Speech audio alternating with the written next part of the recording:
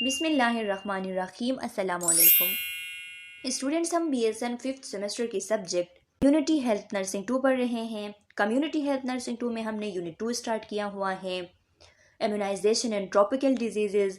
इसके 5 पार्ट्स हमने पढ़ लिए जो कि हमारे चैनल के प्लेलिस्ट में मौजूद है, और चैनल के प्लेलिस्ट का लिंक आप लोगों को इस वीडियो लेक्चर के डिस्क्रिप्शन के एंड में मिल जाएगी, वहाँ से आप स्टडी कर सकते हैं। आज का हमारा जो वीडियो लेक्चर है इसमें हम इसी यूनिट को कंटिन्यू करेंगे। इसका पार्ट 6 इस वीडियो लेक्चर में हम कवर कर लेंगे। तो स्टूडेंट्स, आज का हमारा जो टॉपिक है वो है factor that caused increased communicable diseases prevalence, कि वो कौन कौन से फैक्टर्स हैं जिनकी वजह से कम्युनिकेबल डिजीजेस की जो प्रिवेलेंस है वो इंक्रीज होती है। तो किसी भी डिजीज़ की प्रिवेलेंस आप लोगों को पता है स्टूडेंट्स, प्रिवेलेंस उसे कहते हैं कि किसी भी डिजीज़ की जो केसेस होते हैं एक ख़ास एरिया में एक ख़ास टाइम पीरियड के अंदर, एक डिज़ीज़ के जो ओल्ड केसेस और न्यू केसेस दोनों मिला के हमें जो रेट दी जाती हैं उस डिज़ीज़ की, तो वो उसकी प्रिवेलेंस कहलाती हैं। कि एक ख़ास टाइम पीरियड में एक ख़ास एरिया में एक डिज़ीज़ के न्यू केसेस और ओल्ड केसेस दोनों मिला के जो हमें उस डिज़ीज़ की रेट दी जाती हैं, तो वो रेट उस डिज़ीज़ की प्रिवेलेंस कहलाती हैं। तो यहाँ पर हम पढ़ेंगे कि वो कौन कौन से ऐसे फैक्टर्स हैं जिनकी वजह से ये जो केसेस है इन डिजीज़ की, कम्युनिकेबल डिजीज़ की, वो दिन ब दिन इंक्रीज़ होते हैं। तो फर्स्ट वन है एक्सप्लोसिव पॉपुलेशन ग्रोथ, ये जो बढ़ती हुई आबादी है। तो स्टूडेंट्स, जाहिर सी बात है कि जितनी आबादी बढ़ेगी, जितनी लोगों की तादाद ज़्यादा होगी, उतनी उनकी एनवायरनमेंट अनहाइजीनिक होगी। एनवायरनमेंट अनहाइजीनिक इसलिए होती है क्योंकि जैसे ही लोग बढ़ते हैं तो ये जो चीज़ों की कंजम्पशन है वो भी इंक्रीज़ होती है। चीज़ों में खाने की चीज़ों से लेके इस्तेमाल की चीज़ों तक सब इंक्लूडेड है। जितनी इनकी मटेरियल्स की, चीज़ों की, खाने की चीज़ें, इस्तेमाल की चीज़ें, इनकी कंजम्पशन ज़्यादा होगी, उतनी गंदगी फैलेगी, उतनी इन्वायरमेंट जो है वो अनहाइजीनिक होगी। और साथ में क्राउडेड एरियाज़ होंगे, इन्वायरमेंट क्राउडेड होगी। जितना पॉपुलेशन बढ़ेगा तो ट्रैफिक जैम होगी, इन्वायरमेंट जो है वो क्राउडेड होगी, और जब इन्वायरमेंट क्राउडेड होगी तो इन बीमारियों का फैलना जो है वो मज़ीद ईजी हो जाएगा, कि आसानी से ये बीमारियां फैलेंगी, एक से दूसरे को ट्रांसमिट होंगी। इसके अलावा अनहाइजीनिक इन्वायरमेंट होगी तो ये जो जितने भी वेक्टर्स हैं जिनके थ्रू ये डिजीज़ ट्रांसमिट होते हैं, तो इन वेक्टर्स को वो इनके लिए एक फेवरेबल इन्वायरमेंट उनको मिल जाएगा ग्रो करने के लिए, और जितनी उनकी ग्रोथ ज़्यादा होगी उतनी जो है वो डिज़ीज़ को ज़्यादा फैलाएंगे। दूसरे नंबर पे है स्प्रेडिंग पॉवर्टी, ये जो गुर्बत का फैलना है। तो जैसे ही गुर्बत ज़्यादा होती जाती है तो उसके साथ साथ कम्युनिकेबल डिजीज़ की प्रिवलेंस भी ज़्यादा होती जाती हैं।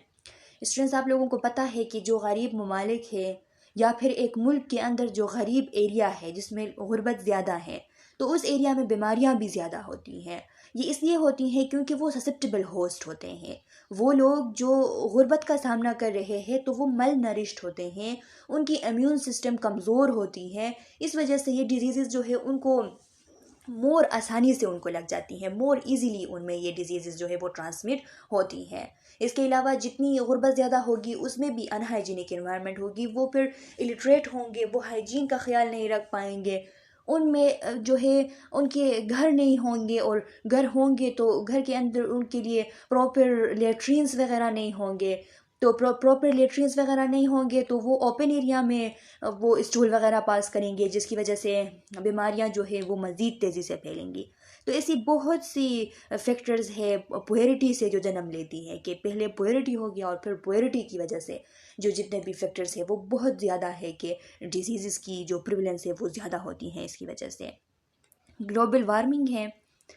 तो स्टूडेंट, ज़ाहिर सी बात है कि अगर ग्लोबल वार्मिंग हो गई तो फिर मौसम जो है वो बहुत ज़्यादा गर्म होगा, और जितना गर्म होगा और फिर उस गर्मी की वजह से बारिशें भी होंगी।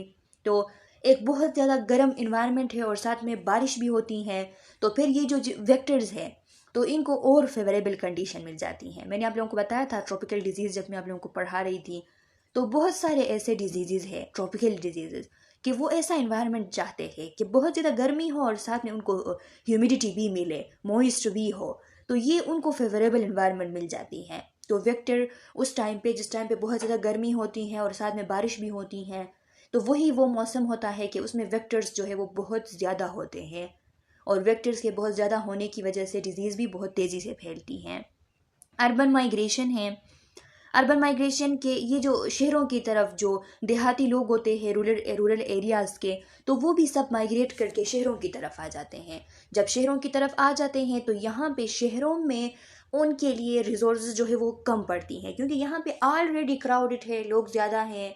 और वो जब वहाँ से अपने देहातों से वो भी माइग्रेट करके यहाँ पे आ जाती हैं, तो अगर कोई बीमारी फैलती है खुदा ना खास्ता, तो हॉस्पिटल्स के अंदर ऐसी कंडीशन होती है कि बेड ही जो है वो पेशेंट को नहीं मिलते। एक ही बेड पे 4 पेशेंट जो है वो लिटा दिए जाते हैं। तो इस किस्म की कंडीशन होती हैं। तो अर्बन माइग्रेशन भी एक फैक्टर है जिसकी वजह से कम्युनिकेबल डिजीज़ की प्रिवलेंस इंक्रीज़ होती हैं। न्यू पैथोजन है, कोई नया सा पैथोजन आ गया, जैसा कि ये कोविड आया था।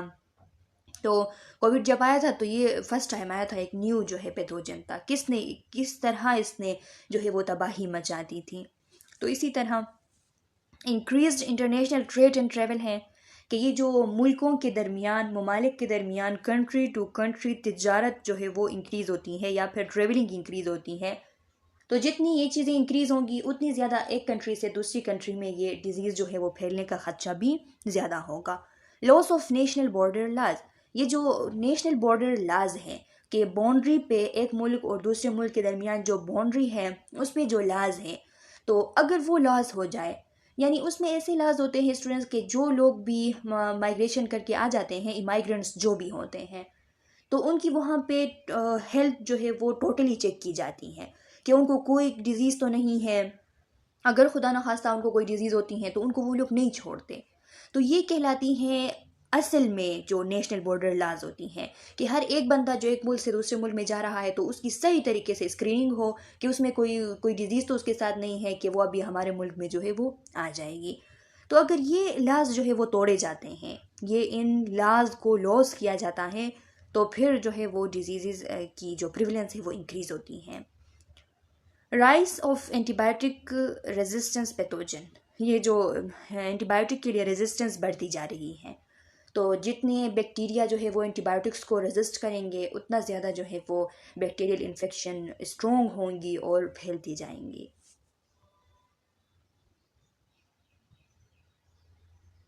Prevention and control of communicable diseases. Prevention refers to measures that are applied to prevent the occurrence of disease. Control refers to measures that are applied to prevent transmission after the disease has occurred. एक disease के अकर होने से पहले जो काम किए जाते हैं, जो मेजर्स लिए जाते हैं उसको प्रिवेंट करने के लिए, कि एक डिज़ीज़ जो है वो अभी पैदा नहीं हुई है और उसको पैदा होने से रोका जा रहा है, तो वो प्रिवेंशन कहलाती हैं। और अगर एक डिज़ीज़ हो चुकी है, पैदा हो चुकी है, और अब उस पर जो है ऐसे मेजर्स किए जा रहे हैं कि वो उसी तक महदूद हो, उससे दूसरों में ना फैले, तो उसकी ट्रांसमिशन को प्रिवेंट करने के लिए जो मेजर्स किए जा रहे हैं डिजीज़ के अकर होने के बाद, तो वो कंट्रोल कहलाती हैं।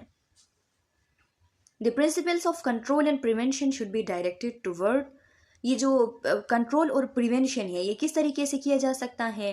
फर्स्ट वन है attacking the source reservoir of the disease causing organism, के जो रिजर्वायर है, यानी एक डिजीज़ काजिंग ऑर्गेनिज्म है जो इन्फेक्शियस एजेंट है, तो इन्फेक्शियस एजेंट की जो सोर्स है, जहाँ पे वो जो है वो रह रहा है, जहाँ पे वो मौजूद है, तो उस पर अटैक करना। फॉर एग्ज़ाम्पल ये जो वेक्टर्स हैं, तो ये रिजर्वायर है एक डिजीज़ काजिंग एजेंट के वेक्टर के अंदर मौजूद है, तो उन वेक्टर्स पे अटैक करके उनको ख़त्म करना। अगर एक एनिमल इन्फेक्टेड है तो उस एनिमल पे अटैक करके या तो अगर वो यूज़लेस है तो उसको डिस्ट्रॉय करना, अगर यूज़लेस नहीं है तो फिर उसकी ट्रीटमेंट करना।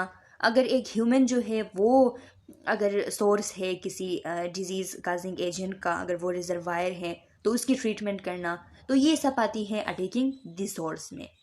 इंटरप्टिंग द ट्रांसमिशन साइकिल, या फिर हम इस तरह भी कर सकते हैं कि जो ट्रांसमिशन साइकिल है उसमें हम इंटरप्ट कर जाए, यानी जो ट्रांसमिशन के एक डिजीज़ ट्रांसमिट होने के जो 6 फैक्टर्स है, जो चेन ऑफ इन्फेक्शन है, तो उसमें हम ब्रेक करें, उसमें हम इंटरप्ट कर जाएं, किसी एक फैक्टर को हम ख़त्म कर दें, तो फिर हम इसको फैलने से रोक सकते हैं। या फिर हम इस तरह भी कर सकते हैं कि जो ससेप्टेबल होस्ट है उसको हम प्रोटेक्ट कर सकते हैं, उसको हम आइसोलेशन पे रख सकते हैं, उसको हम क्वारंटीन पे रख सकते हैं, और उसको अलग करके हम इस डिज़ीज़ से दूर ले जाके उसको उस तक पहुंचने से रोक सकते हैं। Break the chain of infection, देखिए ये चेन ऑफ इन्फेक्शन है, तो आप किन किन तरीक़ों से इसको ब्रेक कर सकते हो। तो फर्स्ट वन है रिजर्वायर पे आप अटैक कर सकते हो। रिजर्वायर पे आप इस तरह अटैक करेंगे कि पर्सनल हाइजीन आप करेंगे, आइसोलेशन या क्वारंटीन आप करेंगे, सर्वाइलेंस जो है वो सर्वाइलेंस एंड ट्रीटमेंट। तो आप क्या करेंगे स्टूडेंट्स, सर्वाइलेंस करेंगे, यानी अपने जो सर्वाइलेंस है उसको बेहतर बनाएंगे, और साथ में जो है वो ट्रीटमेंट करेंगे, यानी जो रिजर्वायर है उसकी आप ट्रीटमेंट कर सकते हैं। व्हीकल जो है उस पर आप अटैक कर सकते हैं, जो ट्रांसमिशन है उसको रोकने के लिए। तो व्हीकल पे आप किस तरह अटैक करेंगे, पर्सनल हाइजीन करेंगे, इन्वायरमेंट सैनिटेशन करेंगे कि अपने इन्वायरमेंट को जो है वो सही तरीके से आपने साफ़ किया, जिसमें एयर जो है आप साफ़ एयर कंज्यूम कर रहे हो, साफ़ पानी कंज्यूम कर रहे हो, साफ़ फूड कंज्यूम कर रहे हो, वेस्ट को प्रॉपर डिस्कार्ड कर रहे हो, और इंसेक्ट्स पे जो है वो कंट्रोल है। तो फिर आप इस डिज़ीज़ की जो व्हीकल के थ्रू ट्रांसमिशन है तो उसको रोक सकते हो। या फिर ससेप्टेबल पर्सन जो है उसको आप प्रोटेक्ट कर सकते हो, उसकी पर्सनल हाइजीन करके, उसको इम्यूनाइजेशन करके, वैक्सीन लगा के, उसकी प्रोफाइलेक्सिस करके, पहले से एहतियाती तदाबीर के तौर पर उसे कोई जो है उसके लिए मेजर उठा सकते हो। Measures targeting the reservoir of infection. The prevention and control measures undertaken depend on the type of reservoir. अब रिजर्वायर के लिए हम जो मेजर्स लेते हैं तो वो उस रिजर्वायर जो है, उस सोर्स जो है उस पर डिपेंड करता है कि वो सोर्स ह्यूमन है, एनिमल है, या नॉन लिविंग मटेरियल कोई है। ह्यूमन है तो हम उसकी इलाज करवाएंगे, उस पे ही इस इन्फेक्शन को ख़त्म करने की कोशिश करेंगे। एनिमल अगर है और वो एनिमल यूज़फुल है तो उसकी भी हम ट्रीटमेंट करेंगे, अगर ट्रीटमेंट पॉसिबल है। अगर ट्रीटमेंट पॉसिबल नहीं है या एनिमल बहुत ज़्यादा यूज़लेस है तो फिर हम उसको डिस्ट्रॉय भी कर सकते हैं। अगर नॉन लिविंग चीज़ें हैं तो उसकी हम डिसइंफेक्शन कर सकते हैं, मुख्तलिफ़ किस्म के केमिकल वगैरह यूज़ करके उनको साफ़ कर सकते हैं, ताकि उन पे जो इन्फेक्शियस एजेंट पड़ी हुई है वो ख़त्म हो जाए। Identifying and treating cases are as earlier as possible. तो हमने सबसे पहले जो है आइडेंटिफाई करनी है कि केस जो है वो कौन सा है, उसको आइडेंटिफाई करनी है और फिर ट्रीट करनी है, जितना जल्दी हो सके उतने जल्दी से। There are two ways to identify an infected individual. दो तरीके हैं कि उन तरीक़ों के थ्रू हम जो इंडिविजुअल है, जो इन्फेक्टेड इंडिविजुअल है, उसको हम आइडेंटिफाई कर सकते हैं। एक स्क्रीनिंग है, एक डायग्नोसिस है। तो स्टूडेंट्स, स्क्रीनिंग और डायग्नोसिस में ये फ़र्क है कि अगर कोई डिज़ीज़ जो है उसके क्लिनिकल साइंस और सिम्टम्स हमें दिखाई दे रहे हैं, क्लिनिकल साइंस हमें दिखाई दे रहे हैं, सिम्टम्स जो है वो पेशेंट बता रहा है, तो फिर उसकी हम जो फर्दर इन्वेस्टिगेशन करते हैं तो वो डायग्नोसिस कहलाती हैं, कंफर्म करने के लिए कि डिज़ीज़ कौन सी है। और अगर कोई भी क्लिनिकल साइन नहीं है, कोई भी सिम्टम नहीं है, बस हम वैसे ही चेक करते हैं कि पेशेंट जो है वो कैरियर तो नहीं है, कोई डिजीज़ इसमें प्रेजेंट तो नहीं है, जिसके लिए हम मुख्तलिफ़ किस्म के टेस्ट वगैरह करते हैं, तो वो स्क्रीनिंग कहलाती हैं। बहुत सारे ऐसे लोग होते हैं जो कि हर साल अपनी स्क्रीनिंग करवाते हैं, देखते हैं कि उनमें कोई बीमारी तो नहीं है। बहुत सारे ऐसे भी लोग होते हैं जो कि हर 2 महीने, हर 3 महीने बाद अपनी स्क्रीनिंग करवाते हैं। तो ये आप लोगों के लिए बहुत ज़रूरी है, हम जितने भी लोग मेडिकल फील्ड से रिलेटेड हैं, तो हमने ये स्क्रीनिंग जो है वो ज़रूर करवानी है, क्योंकि हमारा बहुत ज़्यादा कांटेक्ट होता है, डायरेक्ट और इनडायरेक्ट कांटेक्ट। तो इस वजह से, यानी पेशेंट्स के साथ, तो इसी वजह से हमने ये टेस्ट जो है, जो स्क्रीनिंग टेस्ट हैं, तो ये ज़रूर करवाने हैं। तो डायग्नोसिस और स्क्रीनिंग के थ्रू हम उस इन्फेक्टेड पर्सन जो है उसको आइडेंटिफाई कर सकते हैं। फिर आइडेंटिफाई करने के बाद हम आइसोलेशन पे रख सकते हैं उस इन्फेक्टेड पर्सन को। तो स्टूडेंट्स, एक होता है आइसोलेशन, एक होता है क्वारंटीन। इन दोनों में ये फ़र्क है कि आइसोलेशन में हम जो इन्फेक्टेड पर्सन हैं उसको आइसोलेट करते हैं, उसको सेपरेट करते हैं। उस में जो इन्फेक्शन है तो उस इन्फेक्शन के जितने वक्त तक कम्युनिकेबिलिटी पॉसिबल है तो उस वक्त तक हम उसको अलग करके रखते हैं, सेपरेट करके, तो वो कहलाती हैं आइसोलेशन। और क्वारंटीन जो है वो हम हेल्थी इंडिविजुअल के लिए करते हैं कि कोई भी ऐसा हेल्थी बंदा जो ऐसे इन्वायरमेंट में गया था कि उस इन्वायरमेंट में वो जो डिज़ीज़ है वो मौजूद थी, जब वो वापस आया तो वो बंदा जो है चाहे बिल्कुल ठीक भी है, लेकिन हम उसको अलग करके रख देते हैं, उसकी जो फ्रीडम ऑफ मूवमेंट है उसको हम प्रोहिबिट करते हैं और उसको अलग करते हैं और रखते हैं उस डिज़ीज़ के एक ख़ास जो उसकी इंक्यूबेशन पीरियड होती हैं, उस इंक्यूबेशन पीरियड के ख़त्म होने तक, तब तक हमें पता चल जाती है। इंक्यूबेशन पीरियड जब ख़त्म होता है, कोई सिम्टम्स वगैरह आते हैं तो फिर हम उसकी ट्रीटमेंट करते हैं, और अगर सिम्टम्स वगैरह नहीं आते तो फिर हम उसको फ्री कर देते हैं। तो ये क्वारंटीन कहलाती हैं। तो आइसोलेशन में लिखा है, आइसोलेशन मीन्स सेपरेशन, अलग करना, for the period of communicability of infected persons or animals from others so as to prevent the direct or indirect transmission of the communicable agent to a susceptible person or host।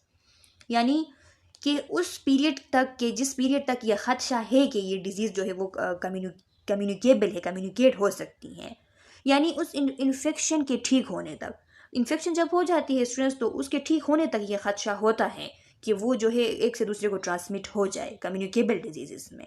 तो इसीलिए communicable disease जितने भी हैं, तो ये एक infected person या infected animal के ठीक होने तक उनको हम अब एक अलग करके रखते हैं, ताकि इसकी जो डायरेक्ट और इनडायरेक्ट ट्रांसमिशन है उसको हम रोक सके, ससेप्टेबल पर्सन को हम सेव कर सके। इसलिए तो ये आइसोलेशन कहलाती है। It is not indicated for every infection but is important to isolate people with severe and easily transmitted disease. तो ज़रूरी नहीं है कि हर एक कम्युनिकेबल डिजीज़ के लिए हम आइसोलेशन पे रखें पेशेंट को, क्योंकि आइसोलेशन की वजह से बहुत सारे साइकोलॉजिकल प्रॉब्लम्स फिर डेवलप होते हैं।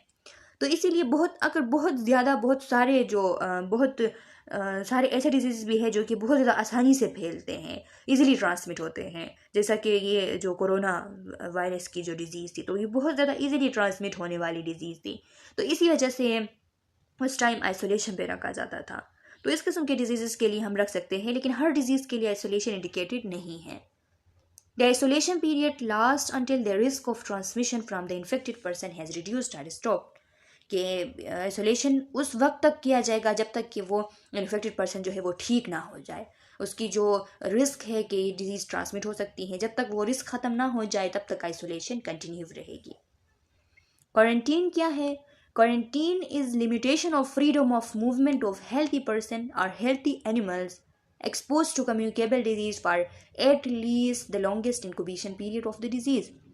अगर कोई एनिमल, कोई पर्सन, कोई हेल्थी एनिमल, कोई हेल्थी पर्सन एक्सपोज हो गया है कम्युनिकेबल डिजीज़ को, यानी ऐसे इन्वायरमेंट में गया हुआ है, ऐसे इन्वायरमेंट में एक्सपोज हुआ है जहाँ पे वो कम्युनिकेबल डिजीज़ प्रेजेंट थी।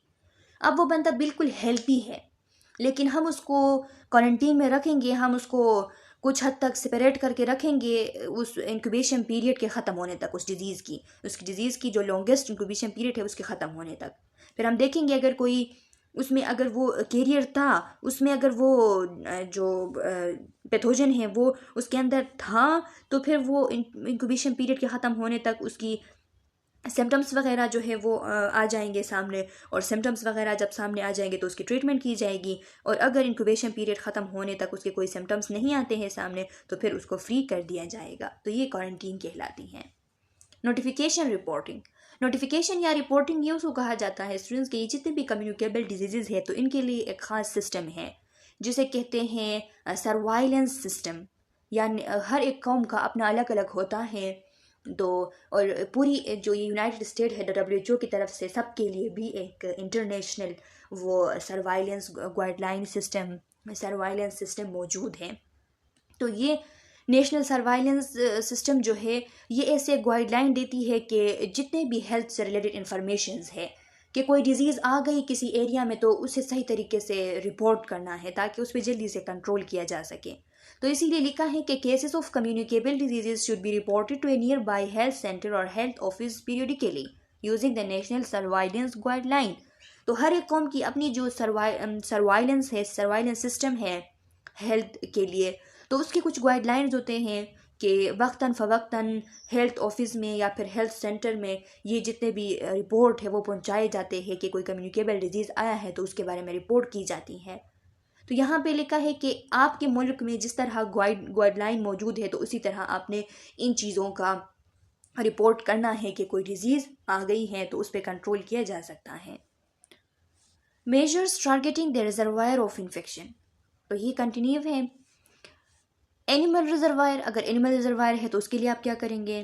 When infected animals are the reservoir involved in the transmission of communicable diseases, different measures can be undertaken against them। अगर एनिमल्स इन्वॉल्व है एक डिज़ीज़ को फैलाने में, अगर वो सोर्स है एक डिज़ीज़ का, तो फिर उनके खिलाफ बहुत सारे जो है वो मेजर्स लिए जा सकते हैं।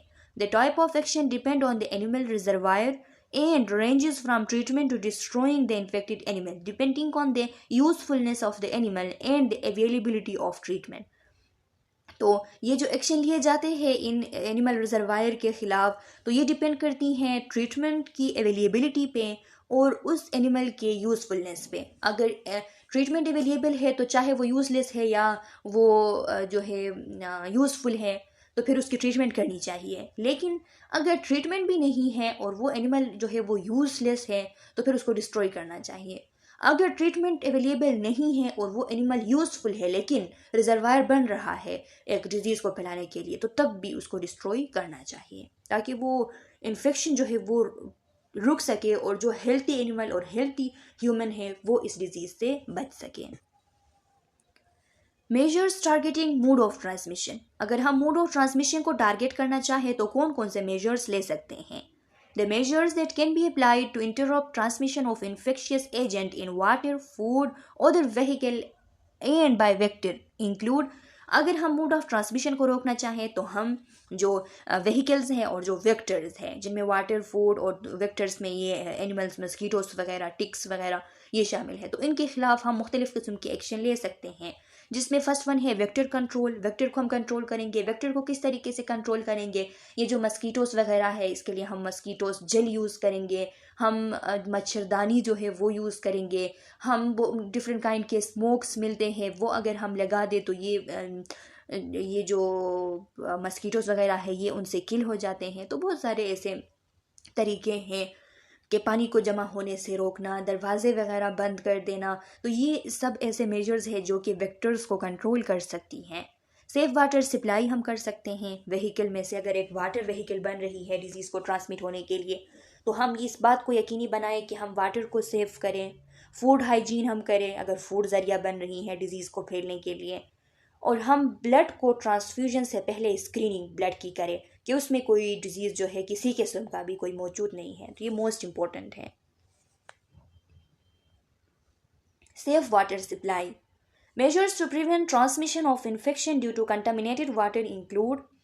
यानी अगर वाटर कंटामिनेटेड है तो किस तरीके से हम उस वाटर की जो कंटामिनेशन है उसको ख़त्म कर सकते हैं और डिजीज़ को प्रिवेंट होने से बचा सकते हैं। तो सबसे पहला है कि हम वाटर को बॉईल करेंगे। बॉईल करने से उसके अंदर जितने भी वो जाम्स वगैरह है डिजीज़ काजिंग वो ख़त्म हो जाएंगे, वो किल हो जाएंगे। हम केमिकल ऐड कर सकते हैं जैसे कि क्लोरीन ऐड कर सकते हैं जिसमें ये एबिलिटी है कि वो डिजीज़ काजिंग एजेंट्स को किल करता है। फिज़िकल एजेंट हम यूज़ कर सकते हैं। फ़िल्टर्स हम यूज़ कर सकते हैं, चाहे वो सेंट की एक बॉक्स हो गई जिसके थ्रू हम फ़िल्टर कर रहे हैं, या फिर प्रॉपर जो एक फ़ाइन क्लोथ्स हैं तो उनके ऊपर से कोई फ़ाइन क्लोथ से के ऊपर से हम पानी जो है उसको गुजार रहे हैं कि जिससे जो है वो जितने भी वहाँ पे जर्म्स वगैरह है, वहाँ पे जो इम्प्योरिटीज़ है वो ट्रैप्ड हो जाते हैं और वाटर जो है वो बिल्कुल फ़िल्टर हो जाता है। तो ये भी हम कर सकते हैं। जो फीकल कंटामिनेशन है वाटर की उसको हम प्रिवेंट कर सकते हैं। वाटर सोर्सेज को हम प्रोटेक्ट कर सकते हैं और लेट्रीन को हम प्रॉपर यूज़ कर सकते हैं। और लेट्रीन के जो पाइप वगैरह हैं तो उनको सही तरीके से प्रॉपरली उनको मैनेज कर सकते हैं कि उनका किसी भी जो है वो लिहाज से वाटर के जो पाइप वगैरह है उनके साथ कांटेक्ट ना हो। फूड हाइजीन के लिए हम क्या कर सकते हैं? तो फूड हाइजीन के लिए हम जितने भी कच्चे वेजिटेबल्स, फ्रूट्स वगैरह हैं जो कच्चे हम रॉली यूज़ करते हैं, ये सलाद वगैरह, फ्रूट्स वगैरह, तो उनको अच्छी तरीके से वॉश करना। जो घरेलू सामान होते हैं कुकिंग के लिए, ईटिंग के लिए, ड्रिंकिंग के लिए, उनको सही तरीके से वॉश करना। दूध को बॉईल करना, कुकिंग मीट जो है और दूसरे फूड आइटम को जो हम फूड आइटम यूज़ करते हैं कंजम्पशन के लिए, तो उन सब को सही तरीके से बॉईल करना ईटिंग से पहले। और फीकल कंटामिनेशन से बचाना, ये जो फ्लाइज वगैरह हैं इनको दूर जो है वो करना, इनके लिए कोई मेजर्स करना। और साथ में लेट्रिन्स के प्रॉपर यूज़ करना और लेट्रिन यूज़ करने के बाद प्रॉपर हैंड वॉशिंग करना। तो इन सब के थ्रू हम बचा सकते हैं हम फूड को कंटामिनेट होने से। Measure against vector include preventing breeding of vector through. ये जो ब्रीडिंग होती है वेक्टर्स की, जो जहाँ पे ये परवरिश पाते हैं, इनकी जो नशोनुमा होती हैं, तो इसको हम रोक सकते हैं। तो इसको रोकने के लिए वेस्ट और फीसेस की सही तरीके से डिस्पोजल करना। जहाँ पे भी वेस्ट डिस्पोज किए जाते हैं, फेसेस जो है अगर वो ओपन एरिया में पास किए जाते हैं, तो फिर स्टूडेंट्स यही वो जगह होते हैं जहाँ पे ये वेक्टर्स जो है, ये हाउस फ्लाइज वगैरह, ये वहाँ पे अच्छी तरीके से ग्रो करते हैं। तो इसीलिए इन सब पे कंट्रोल करना, इरेडिकेशन ऑफ ब्रीडिंग साइट, जिस जगह पे ये इनकी ब्रीडिंग हो रही है तो उस जगह को ख़त्म करना, उस यानी अगर पानी जो है वो किसी एरिया पे जमा है और उस पे ये मच्छर वगैरह मस्कीटोज जमा हो रहे हैं, तो उसको आपने जो है वो ड्राई करना है उस पानी को, ताकि ये वहाँ से ख़त्म हो जाए। डिसइंफेस्टेशन करना और डिसइंफेक्शन करना। तो स्टूडेंट्स ये डिसइंफेस्टेशन और डिसइंफेक्शन में ये फ़र्क है कि डिसइंफेस्टेशन में हम ये करते हैं कि जो स्मॉल एनिमल पेस्ट होते हैं और जो आर्थ्रोपोड्स और रोडेंट्स वगैरह, ये अगर एक पर्सन के क्लोथ पे आ गए हैं, एक इंडिविजुअल के ऊपर आ गए हैं, या जो हमारे जो डोमेस्टिक एनिमल्स वगैरह होते हैं, जो घरेलू जानवर हम पालते हैं, बिल्ली हो गया, डॉग हो गया, तो इन सब के जो बॉडी के ऊपर जब आ जाते हैं, एक ह्यूमन के बॉडी के ऊपर आ जाते हैं, लाइस वगैरह जब आ जाते हैं बालों में, तो उन सबको रिमूव करना, यानी एनिमल्स के ऊपर से रिमूव करना, डोमेस्टिक एनिमल्स के और ह्यूमंस के ऊपर से रिमूव करना, ये डिसइंफेस्टेशन कहलाती हैं। और डिसइंफेक्शन जो है वो बॉडी से बाहर, जब हम किसी चीज़ को बिल्कुल जो है मोस्टली उसमें हम जर्म्स को किल कर देते हैं, जैसे कि ये सर्जिकल इंस्ट्रूमेंट वगैरह होती हैं, तो एक सर्जरी के बाद क्या किया जाता है, उन सर्जिकल इंस्ट्रूमेंट को प्रॉपरली उसको डिसइंफेक्टेंट किया जाता है, सारे जर्म्स उस पर ख़त्म कर दिए जाते हैं और फिर नेक्स्ट सर्जरी में उनको यूज़ किया जाता है। तो ये बॉडी के बाहर जिन चीज़ों पे जर्म्स को मोस्टली ख़त्म कर दिया जाता है, तो ये डिसइंफेक्शन कहलाती हैं। और बॉडी के ऊपर जब ये आर्थ्रोपोड्स वगैरह, ये स्मॉल पेस्ट्स वगैरह ये आ जाते हैं, तो उनको जो रिमूव करना है वो डिसइंफेस्टेशन कहलाती हैं। तो इन तरीक़ों से हम वेक्टर कंट्रोल कर सकते हैं। अच्छा स्टूडेंट्स, इससे आगे हम नेक्स्ट वीडियो लेक्चर में पढ़ेंगे। इस वीडियो लेक्चर के लिए आज हमने जितना पढ़ा ये काफ़ी है। अगर आप लोगों को इसमें कोई क्वेश्चन, कोई कन्फ्यूजन है तो कमेंट सेक्शन में अपना क्वेश्चन डाल ले। मैं नेक्स्ट वीडियो लेक्चर में जब आप लोगों को पार्ट 7 पढ़ाऊंगी तो आप लोगों के क्वेश्चन का आंसर करूंगी। चैनल को सब्सक्राइब करें, बेल आइकन को प्रेस करें ताकि आने वाली न्यू वीडियो लेक्चर्स की नोटिफिकेशन आप लोगों को मिल सके, और इस वीडियो लेक्चर को लाइक ज़रूर करें। मिलते हैं नेक्स्ट वीडियो लेक्चर में, तब तक के लिए अल्लाह हाफिज़।